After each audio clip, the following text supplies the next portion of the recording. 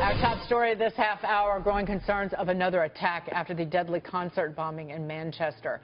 British Prime Minister Theresa May returning home a day early from the G7 summit in Italy to address that terror threat. Meantime, leaks to the U.S. media about the suicide bombing are creating new tensions between the close allies. UK police temporarily stopped sharing information with the United States because of the issue. President Trump called the leaks deeply troubling in a statement yesterday, saying, quote, "I am asking the Department of Justice and other relevant agencies to launch a complete review of this matter, and if appropriate, the culprit should be prosecuted to the fullest extent of the law." Joining us this morning is former Army Intelligence Officer Andrew Peek. Andrew, should these leakers face prosecution? Absolutely. I mean, if they're caught, I think I'm getting a little whiplash from the competing narratives here, because last week the narrative was President Trump endangers relationship with Israel by disclosing Israeli information on ISIS to the Russians sort of without thought. And there was no crisis in the relationship with Israel. No, they were very clear about that. Even before he went to Israel and met with Benjamin Netanyahu, they were very careful in the language that they were using. Absolutely. And this week, there actually is a crisis in the relationship with Britain. The British police cutting off the information flow to our security agencies because of the leaks from the intelligence community, as reported by the New York Times. And the attitude of the media more broadly is kind of like, it's like gleeful arsonists out there, The New York Times actually has a front-page article today, and the first person they quote is somebody saying, hey, it's the duty of the press to be irresponsible. Well, I'm not quite sure I buy that in this case.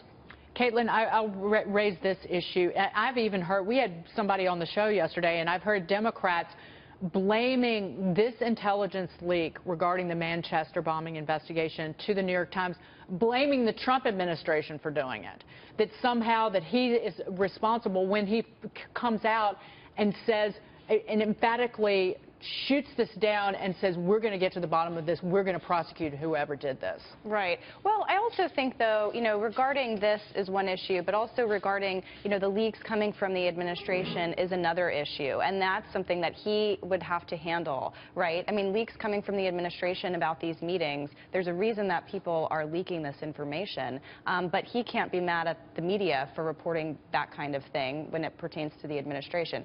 This, as an issue of national security, I think is different. And of course, the issue of Britain cutting off intelligence sharing is a big deal. Well, when President Trump was here in the U.S., we heard about, he would talk about these leaks, and kind of people would push them aside as him trying to deflect investigations into him and his administration. Well, now we're hearing it from the head of Great Britain that there are these leaks. So it's kind of backing up what the president was talking about, that there are leaks out there. And I think whoever is leaking it, whether it's against the president of the United States or to leak information about terrorists, should be stopped. And it should be pretty easy to catch them. No, completely. Well, Leah's worked as an intelligence officer. Leah, I mean, is it beyond the pale that you're seeing this, particularly when it comes to a terror investigation? It really is. And again, like, leaks are not one and the same. There are leaks that people are leaking information because they're trying to embarrass the president. In this case, this may have just been something that sort of slipped out, not intended to embarrass the administration. But I think you kind of have to look at them from two different perspectives. As somebody who worked in intelligence, though, our relationships with other countries like the UK and the way we share are so very important.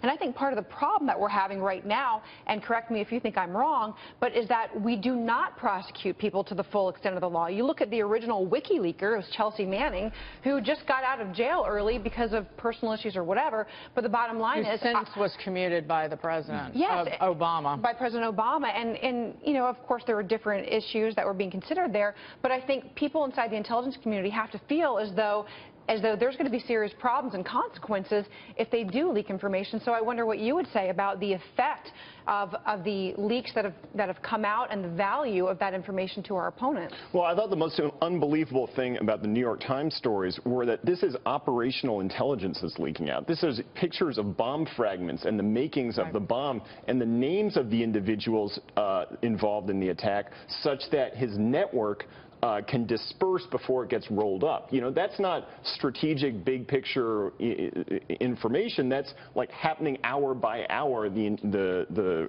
national security agencies need to respond to keep us safe, and they're not able to now. Yeah, I'm reading that New York Times article that you referenced. It's on their front page today. When it comes to keeping secrets, Mr. Trump is hardly a model. That's their news analysis. Right. Turning to the latest from the investigation, Manchester police arrested another man overnight, bringing the total to 8 people in custody in connection with this terror attack. Investigators believe that the suicide bomber, 22-year-old Salman Abedi, made the device himself and could have potentially created more than one explosive. How can authorities, Andrew, prevent another attack at this point? Gosh, it's tough. I mean, if I were the second bomber, I would go to ground and wait for the heat to die down a little bit. You know, I think the good news in this is that the attacker who was killed was the bomb maker. You know, the worst case situation would be if the bomb maker was still unknown. Thus, there's only a finite number of bombs still in existence at this point, right? Because there's nobody left, presumably, knock wood, who knows how to make more as part of this network.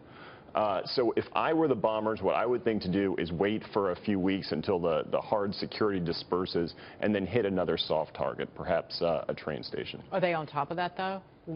Tracking down, do you get a sense that the intelligence authorities in Britain and in coordination with the United States are on top of the investigation? Sure, they're top-notch, except that all the passive security dies down the same way it would in any manhunt over time because it's too expensive to maintain a combat footing in the absence of new developments. I mean, that's the real issue here. That's like when we have an escaped felon from a prison in the United States, how there's a big manhunt for 2 weeks, and then gradually the forces assigned to it die off. The same thing will happen in Britain. The Army can't stay in the street forever.